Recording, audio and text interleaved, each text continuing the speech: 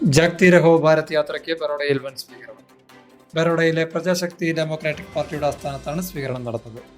സ്ത്രീ സുരക്ഷ, സ്ത്രീകളുടെ ഉന്നമനം, പീഡനത്തിനിരയായിട്ടുള്ള സ്ത്രീകൾക്ക് നീതി ലഭ്യമാക്കുക തുടങ്ങിയ വിഷയങ്ങളിൽ ജനങ്ങളിൽ അവബോധം സൃഷ്ടിക്കുക എന്ന ഉദ്ദേശത്തോടെയാണ് യാത്ര നടക്കുന്നത്. Grameen Vikas Mandal Haryana, Gandhian society, inner wheel club Mount Abu എന്നീ സംഘടനകളുടെ നേതൃത്വത്തിലാണ് യാത്ര നടക്കുന്നത്. മാർച്ച് 8 മൗണ്ട് അബുവിൽ നിന്നും ആരംഭിച്ച യാത്ര ജൂൺ 7 ദില്ലിയിൽ അവസാനിക്കും. ബറോഡയിൽ നടന്ന സ്വീകരണ ചടങ്ങിൽ PSDP സൗത്ത് ഇന്ത്യ ഘടകം പ്രസിഡന്റ് രാജീവൻ നമ്പീശൻ സ്വാഗതം ആശംസിച്ചു.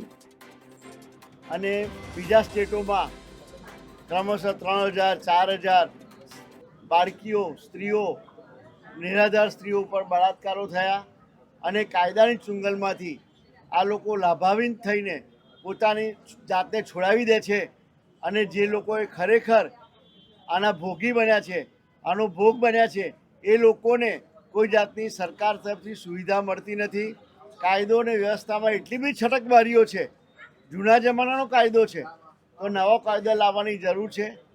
આપણે બીજા દેશોથી પણ શીખવાની જરૂર છે કે સાઉદી અરેબિયા જેવા દેશોમાં આવી કોઈ ઘટના બને તો 15 દિવસમાં જે ખરેખર આરોપી હોય અને ગુનેગાર હોય એને સજા આપવામાં આવે છે. આપણે 15 દિવસ નહીં તો મહિનામાં એને સજા મળે એવું કરો. આ ખરેખર પીડિતા બહેનોને 5-5 વર્ષ, 10-10 વર્ષ, 20-20 વર્ષ સુધી કેસો ચાલે અને લાભ ના મળે, એની સમાજમાં બદનામી થાય અને એને જીવન ટૂંકાવવું પડે એવા બનાવો આવી જાય છે. ત્યારે કેન્ડલ માર્ચ લઈને લોકો દોડે અને પછી કાયદાવાળા જાગતા થાય કે અમે કાયદામાં કંઈ કામ કરીશું.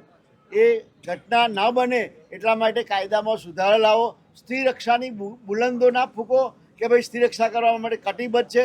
ખરેખર એ માટેના કાયદા લાવી અને સ્ત્રી રક્ષાની જોગવાઈ કરો અને એક જે સ્ત્રીઓ છે એમનામાં એક વિશ્વાસનું મોજું ફેરવો કે અમે તમારી સાથે છીએ અને અમે તમારી સાથે કામ કરીશું. કાયદાઓ સુધારવા જરૂર છે. પ્રશાસનને મારી વિનંતી છે કે આ મહિલાઓ માટે તમે કંઈક કરી છૂટો.